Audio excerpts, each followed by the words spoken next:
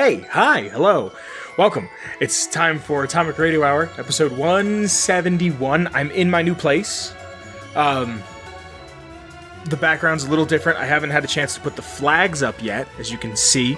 I also don't really like the lighting in my room that I do this in. So, hopefully, by next time, or sometime soon, I'll have something figured out where the lighting is a little softer, because, like, it looks decent on me, but, like, the stuff in the background, it's not great. But other than that, I hope you're well. It's been a while since I've done this kind of in a contemporary sense. I've kind of kept up with this. There's a ton of stuff that I have to talk about. But, like, other than that, I'm here. The shelf's back. Everything's kind of to the same way. It's a little different. I kind of move some things around on this middle shelf, and then the shelf under it is still figures and whatnot. But hey guys, a lot to talk about. Hope you're doing well. I hope that thing cleared up that you were telling me about. You were going to the doctor for. Hope that's working. You know, all that fun stuff. All right, let's just get into it. I'm just going to jump right into this with the first thing that we have to talk about.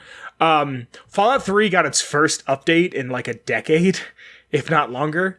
It got updated on Steam, so you can play it without Games for Windows Live, which is awesome, which is really, really good, because there's so many people that couldn't play it because of that. They had to download mods.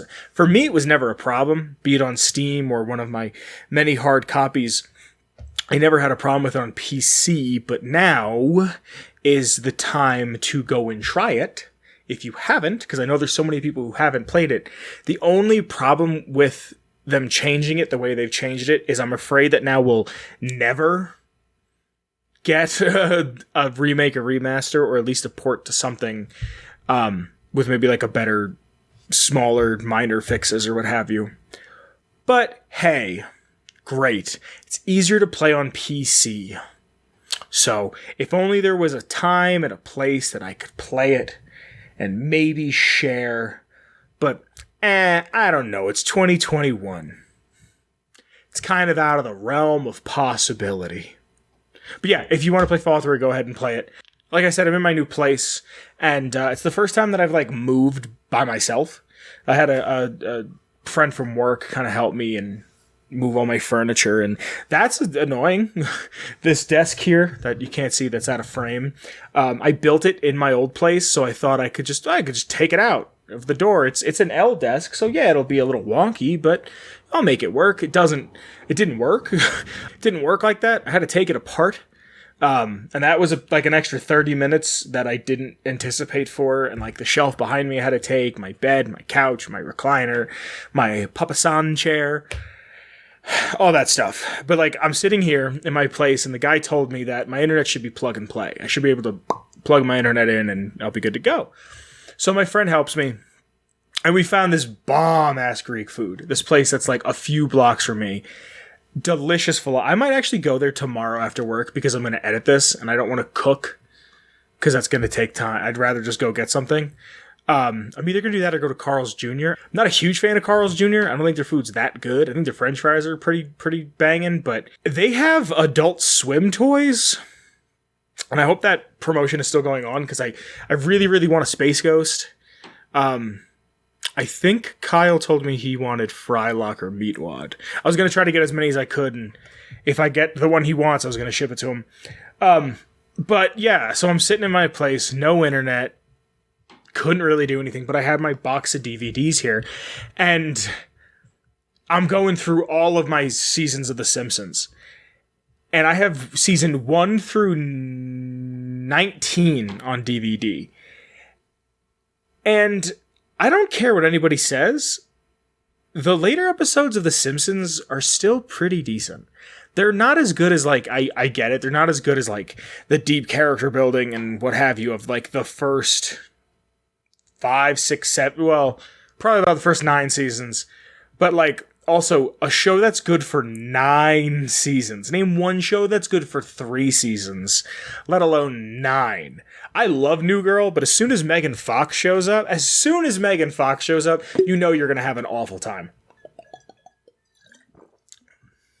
But I like this. I like The Simpsons even when it's later. Maybe because I grew up with it. maybe that's why. But I don't know. I enjoy it. They were good episodes. One of them, they were in the Mafia. I laughed. So like I said, it's not like there's any way that's going to be coming soon where you can watch somebody like myself play Fallout 3 on Twitch or anything, because, I don't have that sort of technology. It's definitely not coming. But if you are a prominent Twitch user, you watch some big names. There was a huge Twitch leak. Kyle is the producer for the show. He'll pop in and out. And Kyle, you're not recording, are you? Okay, he's not recording, but he is here. So Kyle, how much does Critical Role make in like a year? Kyle just sent me, again, Kyle produces, and he has sent me a list of some of the most prominent people on Twitch. A lot of these people I honestly just don't know. But from August of 2019 to October this year, 2021, the year of our Lord, Critical Role has made $9.62 million. Over $9.5 million. XQCOW, who I don't know anything about, but I see him all the time, 8.45. Summiting, I think is how you would pronounce that. Summit 1G. Okay, that's what Kyle says. Summit 1G, 5.84.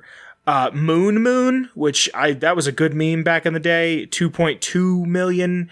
Critical Charlie, Penguins, 0, 2 million in 2 years. That dude makes stupid money. And then he had,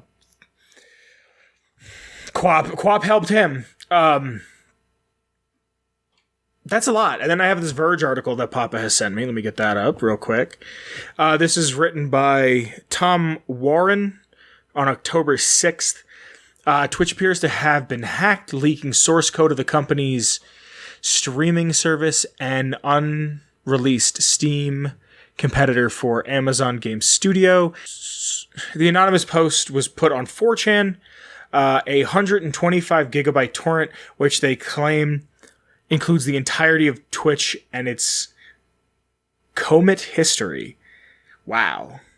So like I said, 3 years worth of payouts. The source code. Wow. The leak was also labeled as Part 1, suggesting there could be more to come. Video Games Chronicles reports that Twitch is aware of the breach, but the company has not yet informed its user base. Then it was updated saying it's legitimate, and then again it was updated saying that Twitch is now updated. What I like that The Verge has, you could listen to the article, which is really cool if you're someone like myself with dyslexia or is blind or some shit. This is a big deal for a lot of different reasons, because this is people's livelihoods. I understand. We pay people way too much money to do dumb shit in this country, where our teachers are in the United States. I don't know if these streamers are from the US or not. That's me using my American view of things. I apologize. But, like, in America, we're so used to, like, I don't know, somebody like that girl who went on Dr. Phil and then started an entire rap career. Like, we gave her a platform and she's making millions, if not, well, probably not billions, but she's making millions. Oh, and Papa has chimed in to say that she most likely has an OnlyFans, which doesn't surprise me. That's the type of culture we culminate in this country. Hard-hitting information from the streets from reporter Papa. Kyle has so many nicknames at this point. Our teachers, our classrooms go underfunded, and I was not told anything about Native Americans, barely anything about World War II, barely anything about World War I. A ton of stuff that I feel like I should know. I don't know how to pay my taxes. I know a guy who does them for me, and I pay him, and I guess that's kind of the point of America. But the point I'm getting at is these people make a lot of money, and I can understand why people are upset, but I think a lot of that kind of comes from jealousy. Everyone wants to be a Twitch streamer, but nobody wants to do the Twitch stream work. It's a lot. And I'm not just trying to like sound biased or like an ass or something, but like parasocial relationships are a and that's what a lot of people deal with. Like one of my favorite streamers is Jabroni Mike. And when I first started watching his streams, I remember he was like, "Hey guys, stop messaging people outside of the Twitch chat. And like, he shouldn't have had to moderate that, but he did because it's his community. People want to be Twitch streamers and don't want to be doctors. That's just where we're at, because it seems like easy money, but not everybody is as charismatic. Not everybody has the ability to sit in front of a camera and talk.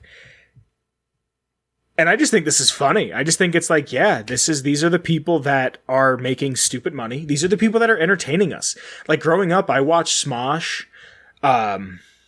Geez, who the hell else did I watch? I watched Swoozy almost religiously. I would watch a lot of his old stuff. I watched a lot of YouTube. I watched a little bit of Shane Dawson. Clip Critics I remember really liking. And for me, I hold very nostalgic spots for those creators. And there's kids that these are going to be their creators. The Garbage Fire, I haven't seen the film myself, but I've heard that Free Guy is a disaster. And it's got like Jacksepticeye and Pokimane in it. Like, these are modern day.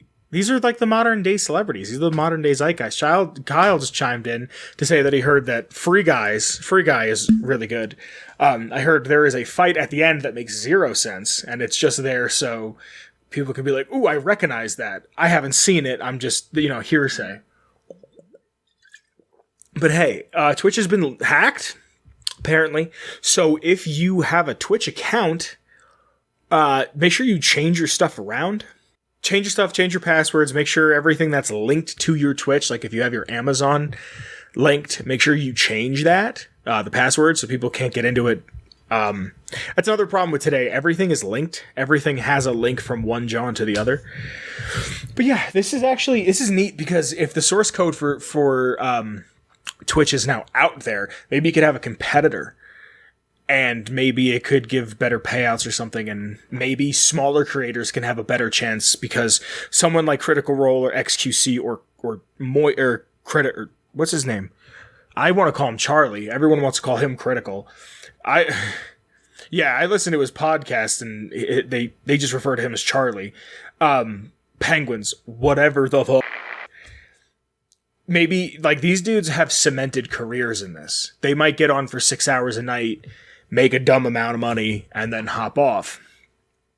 But like someone who wants to start, who's in the middle of Kansas and is just really good at, say, like, classic Halo, and wants to stream it on his PC that, like, his parents bought him for his birthday and make a couple extra bucks, maybe he'll have a chance to do something more than try to vie for this type of a spot. All of this being said, it's been a while since I've sat down and spoken to you guys, and I've missed this a lot. Even though it's only been 2 weeks. And for you guys, it might seem like I've been here, but to me, it's just like Wednesdays come around, and I'm not asking the Discord a question, or I'm not like sitting down to jot down notes. And I'm like, what do I do? Do I just go play Grand Theft Auto with Papa and my friend Alex, who I think I spoke about before? But we're back. So I want to get right into the lore. A lot of it, I'm not going to lie to you, I want to get kind of perfectly, because a lot of people really, really appreciate the stuff from the Fallout series. But before we get into the lore, we have to get into the Patreon. So let's get right into the Patreon. Because of you guys, we continue to make the show bigger and better. So I have to thank a few people, starting off with the OG Noah. Thank you, Noah. After Noah, I have to thank Danny. Thank you, Danny. And third, I have to thank Marcus. Thank you, Marcus. Like I said, because of you guys, you help the show grow. You help it get bigger. It's nice to know that while I was moving, things kind of stood the same. Things didn't move around. Things didn't shake and break in transit.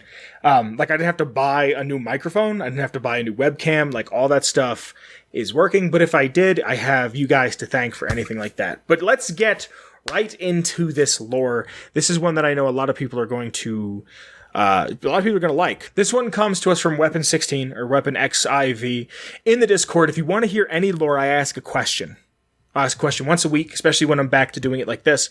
I'll ask a question once a week. Once I've asked the question, whoever gets the answer first, there's some rules. Don't spam. Give everybody a fair chance. Minor stuff. I asked a type of wood, because I couldn't think of anything. And, Weapon 16 got it. It was mahogany. So their choice is the Dunwich building from Fallout 3. And because of the move and being down a host, I didn't really have anything planned for Halloween, so this is like kind of Halloween-ish, so ba-bow. The Dunwich Building is a medium-sized office building in the southwestmost tip of the Capital Wasteland. Dunwich Boars LLC owned the building before the Great War. They manufacture drills for tunneling and drilling. So I just wanted to check because they're making these drills for tunneling. I'm on the Dunwich Boars LLC Wikipedia page. Like, just I get all my lore off of fallout.fandom.com. And you would think that if this company is making tunneling equipment, they'd be drilling the vaults, or Vault-Tec would be buying these drills or what have you. But I can't find anything on the wiki as of right now saying that. As of 2277, the building is a complete ruin. Scavengers and raiders do not enter the building, and no one who enters it exits quite the same. I will get into this when we get kind of done with the layout, because of the way that the Dunwich Building is so laid out, and there's no real quest for it until the Dark Heart of Blackhall, which is a DLC quest, which I'm not going to get super into, just because Weapon 16 said that they wanted just kind of like the building itself.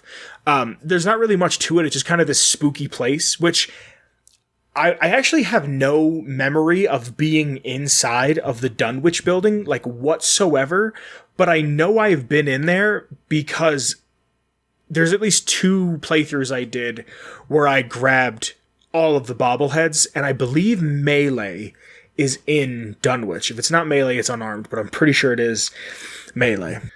The immediate vicinity of the Dunwich Building is a barren area marked by jagged, rocky terrain and steep cliffs.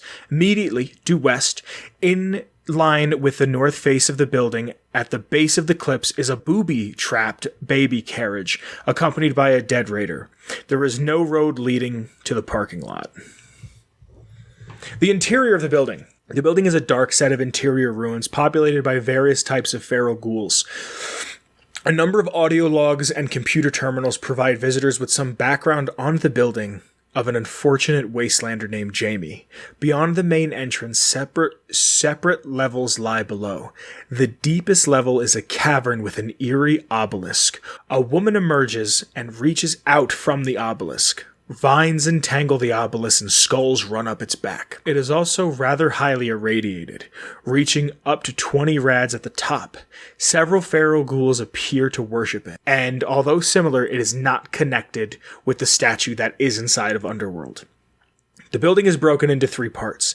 The Dunwich Building entrance, the forsaken Dunwich ruins, and the virulent underchambers.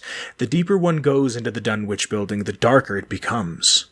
One can only access these areas in respective order, but there is a shortcut back to the first room from the virulent underchambers. The shortcut is one way only. When the player character passes through a certain doorway early in the Forsaken Ruins, they will have a hallucination that flashes back to pre-war times. In it, a man will appear wearing pre-war clothing as if it was just another day in the office. The player character will then come back to reality and see it as a glowing one. Near the entrance, one will find a set of 5 audio logs left by an unfortunate visitor named Jamie.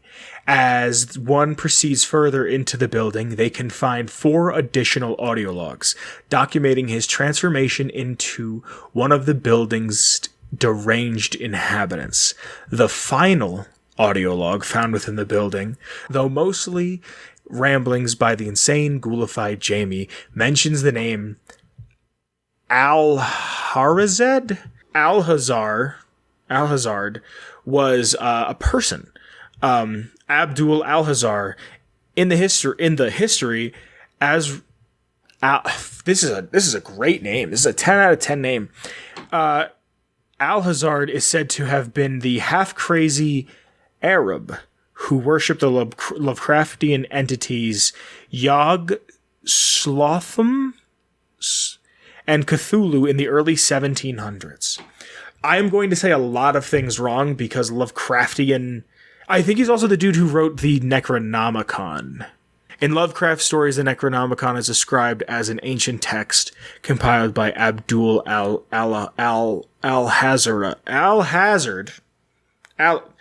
This man, called the Mad Arab, in the 8th century, containing magical spells and incantations for summoning monster and arcane deities. So, that's what Jamie starts talking about. He says that name is brought up. In the virulent underchambers, the player character can actually discover the creator of the increasingly demented audio logs, who is now fully mutated into a ghoul, and a handful of other ferals worshipping the obelisk. As Jamie stands facing the obelisk with arms upraised, it appears that he is somehow summoning ghouls out of the mist-shrouded recesses in the rock opposite of him. Killing Jamie, who is armed with a Chinese assault rifle, counts as positive karma. And if you have the Lawbringer perk, he drops a finger. Cool. The obelisk in the center is irradiated about halfway up, and emits levels of radiation, like I said prior, that max out at 20 rads a second. Once the player character crosses the threshold of the doorway into the cave with the obelisk, an eerie voice can be heard if the volume is up high enough. Along with the effects in the sound setting, one can only access these chambers from the Forsaken Ruins. There's also a log on a terminal made by an unnamed scavenger who wandered into the ruins, hoping to find it abandoned. Upon finding the ghouls, he holed up in the room with the terminal as paranoia set in. He remembered his friend Billy, who was supposedly coming with ammunition and grenades. Using this cheerful optimism, he logs off the computer and survives for an unknown period of time. A second set of remains just inside the Dunwich building entrance, accompanied by an ammunition box and grenades, suggests that his friend was ambushed and killed shortly after entering the building. Now, one of the deities, the eldritch deities, the Lovecraftian deities that is worshipped is Ugg Quilthoth?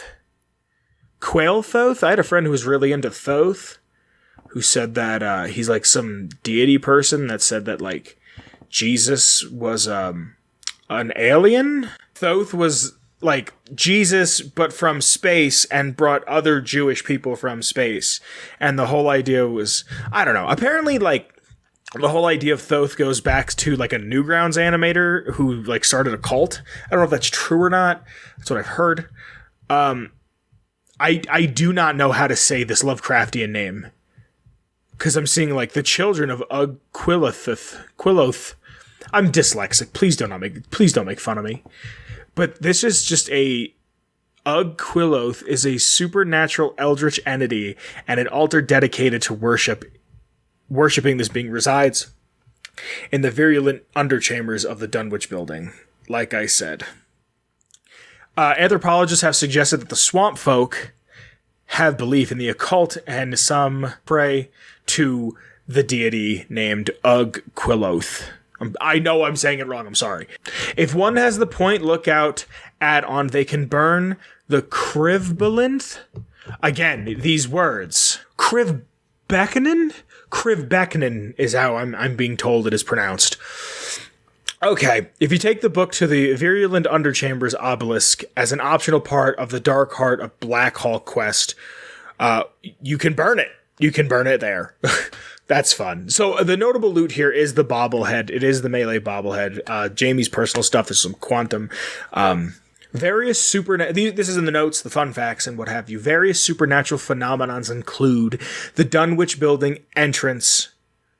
One will find a self-opening door, but one needs to come from the east for it to happen. The hallucinating flashbacks that happen in the beginning of the Forsaken Ruins after some stairs and a left path. You can summon them. They will activate. Upon entering the room where the unknown adventurer refers to Billy, a coffee pot is thrown to the floor and a fan on the desk is knocked over. Ronald Lauren from Girdershade can be asked anything interesting in the area, and he'll tell the player character that they are at the ass end of the Capital Wasteland and warns them to stay the hell away from the Dunwich building, saying that there's nothing but bad mojo, and he states that he hears a lot of weird shit going on there. Even though you do hallucinate, you can see that the building is still in like disarray, and it's not a completely like fixed building. Like it's not pre-war. Footsteps can be heard in the Dunwich building even when there's no one there. It's not the companions or the feral ghouls. The footsteps always sound right on top of the player. That's really cool. Sometimes the screen might even flicker. That's really cool. I don't remember this. A severed head can be found on the table on the first floor of the Dunwich building, just before the Forsaken Ruins. It is placed upright on the table with Jamie's seventh log. However, exiting the Forsaken Ruins and returning cause it to disappear. When facing the door to the entrance, the player character will be pointed south. After you enter, they will be facing north.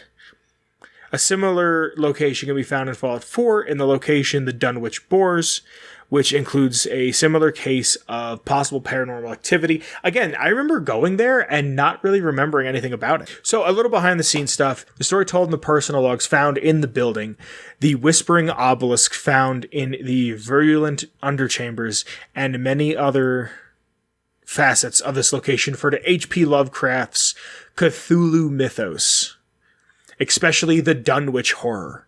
I knew there was a connection. Let's see what the Dunwich Horror is exactly. The Dunwich Horror is a novella by American writer H.P. Lovecraft, written in 1928. It was first published in the April 1929. This dude was H.P. Lovecraft was writing in 29, dude.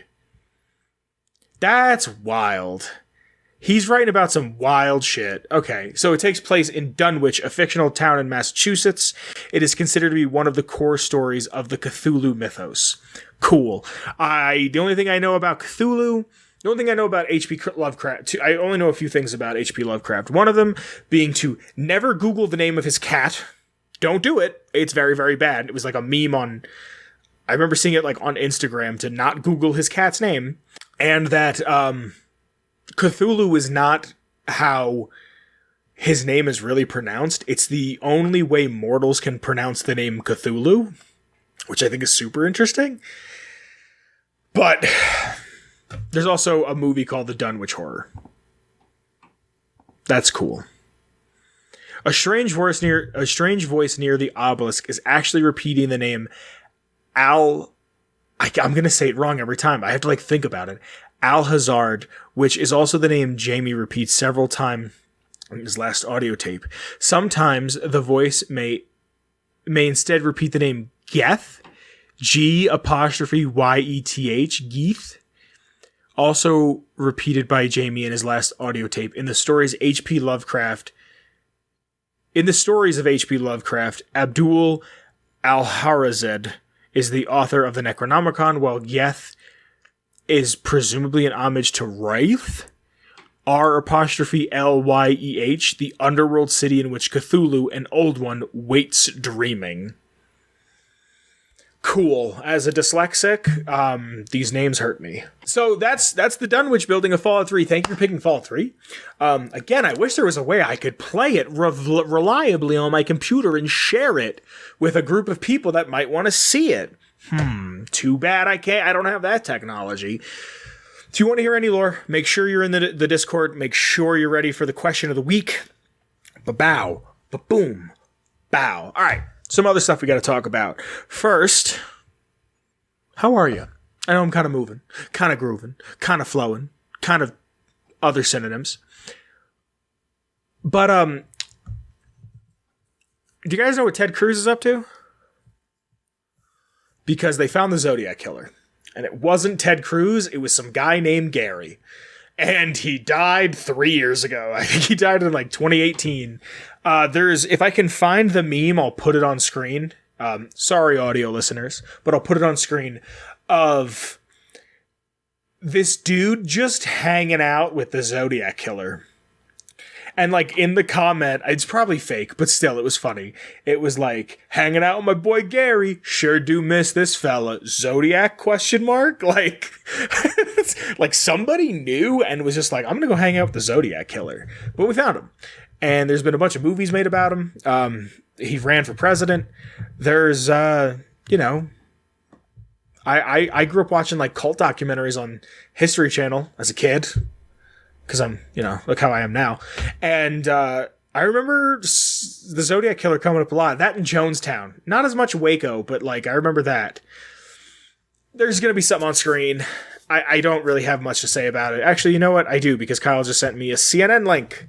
So from CNN by Sarah Moon and Sherry Mossberg. It's a strong name. I'm only going to read the first few sentences of this. This is from October 8th. It says, law enforcement agencies said they are still investigating the Zodiac case, and an independent group of cold case investigators came forward Wednesday to claim they have solved the mystery. The Chase Breakers, that sounds like they were really into Scooby-Doo, and they never grew out of that. A team of 40 law enforcement investigators said they identify the man they believe to be the Zodiac killer using new physical and forensic evidence and information from eyewitnesses, according to a press release. The Zodiac killer is believed to be responsible for at least 5 murders in Northern California from 1968 to 1969. And I'm just realizing now there might be a whole group of people who know nothing about the Zodiac killer. Hi, I'm Vince. I know way too much about dumb shit like this. The Zodiac killer was a person who was a serial killer and left notes and left it in a code.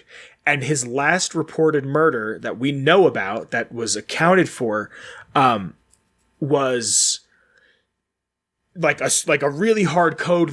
I'm pretty sure there was one code that was broken by a school teacher, and they thought that the school teacher was the Zodiac killer. It's really, really interesting stuff. And now that the story has kind of ended, now that we're kind of at the end of the saga that is the Zodiac killer, you can kind of go in and look things through. I'm upset it doesn't say his name here, but I was talking about it with a friend from work today, and she was telling me that his name was Gary. And always serial killers have 3 first names. I don't know, or not 3 first names, I'm sorry, 3 names. Like the dude who killed John Lennon was 3 names. Gary F. Post, Kyle chimes in with thank you, Papa, is the Zodiac killer. Gary Post, just some old white dude. But yeah, always 3 names. As someone who grew up watching a lot of stuff about this in cults, it was cool to kind of see it come to an end. I don't know as much as I probably should know about the Zodiac killer, but there it is. Oh, also, that guy, remember a few episodes back, Kyle, if you're listening, that guy that killed his girlfriend that I talked about really, really briefly? They found her body. The boyfriend is nowhere to be found, and the cause of death on the girl was strangulation. Kyle says Dog the Bounty Hunter was after this guy. I'm so proud to live in America, dude. Our law enforcement doesn't do shit. But speaking of killer series of crimes, that was a shitty segue. I'm sorry, everybody. The Last of Us show is gonna slap. I don't want to get my hopes up. I don't want to get your hopes up. But there will be a picture on screen from actually a long time ago, 9/26, it was Last of Us Day, which is the day of the is that Joel's birthday? I think that's Joel's birthday. That's the outbreak day. And in the first game, it starts pretty much on Joel's birthday. They're making a show for HBO. And there'll be a picture on screen. It looks like Joel. It looks like Ellie, but a little older. It's just a picture of the back of Pedro Pascal and Bella Ramsey. And I have spent so much time looking at the backs of these characters that when I saw this, it looks like I think Kyle sent me the picture of it, and my first response was, oh my god, that's Joel. I don't care about Joel. The game's not about Joel. Anybody who thought the game was about Joel, I'm sorry to tell you this, but I'm pretty sure you're wrong. The game's about Ellie. And I got excited, the way his shoulder droops to one side, the way he conveys tiredness in his stance, and the way Ellie has this kind of lackadaisical bag on one shoulder. She only knows a world that's destroyed. This looks like The Last of Us to me. I hope it turns out to be great. I really do, because I really love that series. I don't know. I just wanted to talk about it because I'm very, very, very excited for it. You know what? I'm going to hit you with something not great, something great, and then something... No. I don't want to do that. I'm going to hit you with 2 not great and then a great to end it out on a nice positive note. Something not great. Something not great. We're going to talk about Old Man Nintendo back to back. Kyle, you might want to leave for this part. Sora's in Smash. I don't care. It's neat. I even think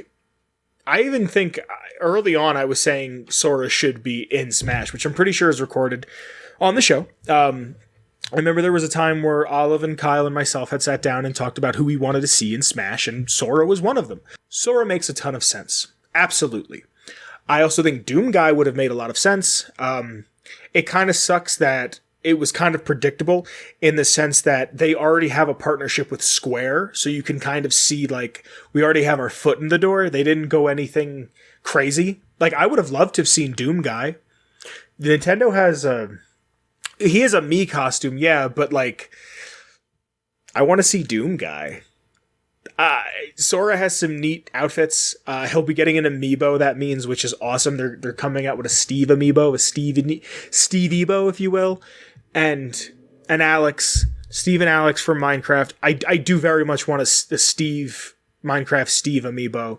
I still need a Rob one, but I would have liked to see something. I would have liked to seen something out of left field. If you really sat there and thought about it, Sora makes the most sense because of their relationship with Square. I want to see them do more because Smash is a neat idea. And I once heard someone say that Smash is essentially every teenage boy's locker room conversation. Well, this person will win in a fight versus this person. And I think that's kind of where I'm still championing Tony Hawk. Papa has informed me just recently that Kyle's just informed me that there was a poll at one point. I don't remember this, but apparently there was a poll, and Sakurai said that not everybody, a majority of the people had voted for Sora. So cool, they listened to the fan base. That's what. Oh, and Kyle says that's why it's the last one. That's cool. That's real. That's a great payoff. If you're a diehard Smash fan, and you know what, I don't know how much you guys, or even Kyle, because like I said, Kyle is listening to what I'm saying and correcting me when I'm wrong. I don't know how much you guys are into professional Smash, or competitive Smash, I should say, but I really would like to know what Etika would have thought of this. And I wasn't an Etika guy. Like, I didn't really follow competitive Smash, but he was a cool guy. I mean, outside of the stuff he had going on, but we shouldn't let that define him. He knew what he was talking about. He loved this game, and he was a huge part of a community, and he cultivated a community around what he loved. I have respect for that. That's cool. But I would like to know what he would think. I would like to know how he would think Sora would work. Call your friends.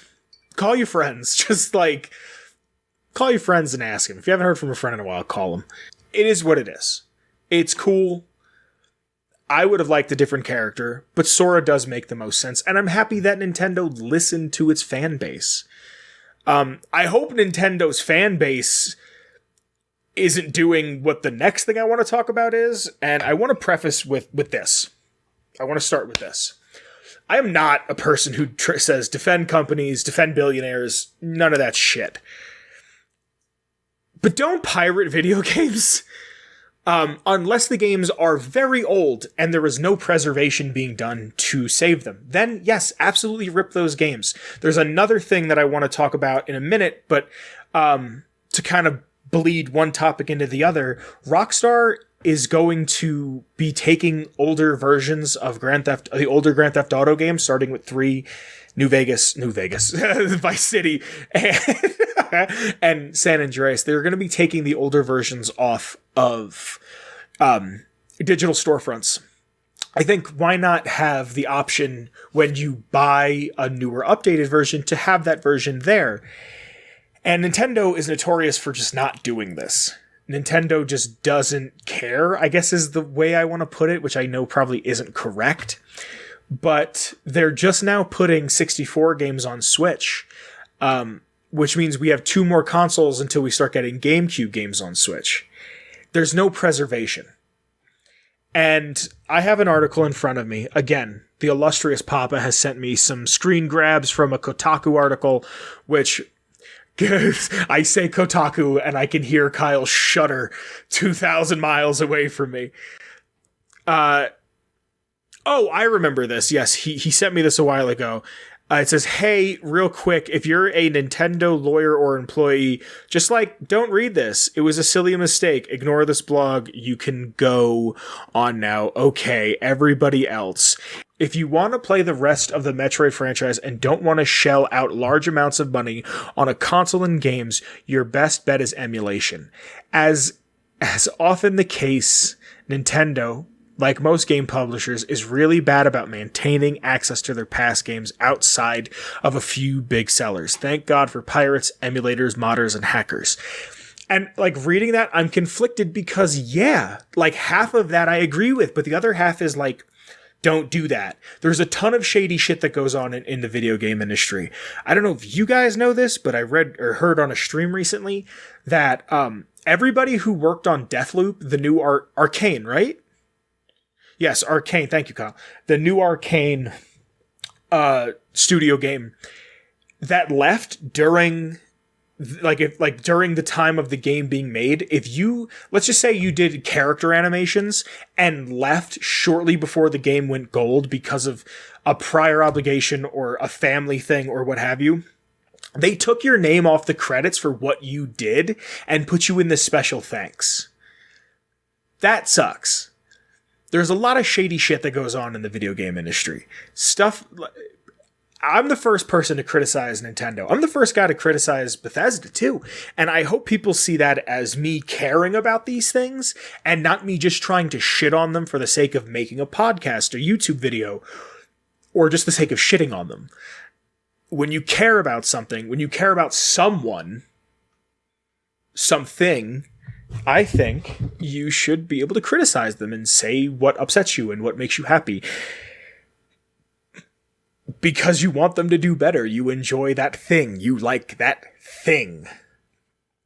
All of that being said, do not emulate this game for another 5 years, please. Even then, it's iffy if you should be doing it or not. Apparently, emulating PS2 games is legal. I remember Olive telling me that back in the day because I wanted to play some games on stream. I'll just be honest with you. I wanted to stream a couple PS2 games, some classics. And that's a 20-something, almost 20-year-old console. I think the PS2 came out 2002 or 2003. It's an old console. It's a different story. Those games aren't being made unless except for the Big Time Rush game. Or no, maybe that was on Game Boy. There was a couple games, or the Naked Brothers band. One of those Nickelodeon bands had a PS2 game that I remember seeing deep into the PS3 game, their PS3 years still being sold. Don't emulate shit until it's at least 5 to 10 years old, please, for the sake of these people. Or how about this? Until the next console comes around, and then maybe give it a year. People work hard on these things. People are passionate about making these things. And yeah, fuck corporations, fuck big business, fuck all that shit. But support the homies. Does this make sense? I hope this makes sense. I hope I don't sound like I'm rambling about this. And now, let's end on a bit of positivity. I've been saying it. I've been stupid excited for it. But the definitive edition of the Grand Theft Auto trilogy has been announced. It is coming. I can't wait to go back to Grove Street. I've never beaten GTA 3, and I don't really like Vice City all that much. San Andreas will always be my home. The Grove Street will always be my home. San Andreas, I'm pretty sure, is a reason why I like a lot of the music that I like. Those games, and by the way, those games, the soundtracks for them, you can go on Spotify and just listen to all of it. And it's by radio stations or all of them. And they all slap. They're all incredible. But that's the thing. I'm excited for this. It says that there's going to be graphical improvements, control upgrades. It's very vague. I did watch a video where the guy said maybe all they're going to do is upscale it to 8K, because I think the Series X can go up to 8K. They're going to upscale to 8K. Maybe the render distance will be a little further. The frame rate can maybe hit 120. how much are they going to update it? Is it going to be updated or modernized? Was kind of the case. And there's a radio station, I don't know if it's Ukrainian or Russian radio station in GTA 4 that Rockstar lost they didn't pay the rights. They didn't pay the copyright, the rights, whatever it is to have the songs in the game. So if you download it on Steam or you don't have a hard copy of it, or if they update it through like the Rockstar game launcher, you lose those songs. You can't listen to those songs. So a part of the game is lost. It's silent.